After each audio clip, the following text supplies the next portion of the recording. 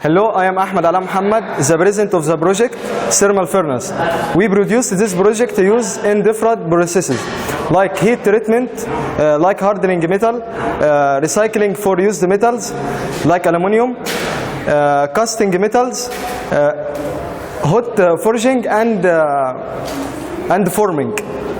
Okay, melting metals like aluminum. And I show you the method of manufacturing this furnace. First thing, we made the thermal bricks. Then we made the slots for the thermal, for the heaters. Okay. Then we put our thermal wool to prevent losing of heat. Okay. Then we made the outer chassis. Okay. We have here the control panel. The control panel is connected with the thermal sensor.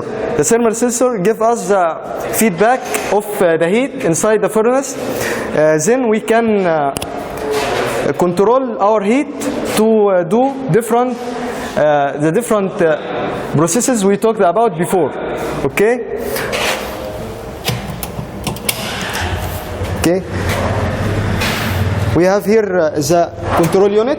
The control unit show our heat inside the furnace right now. Then we can set it and use the furnace.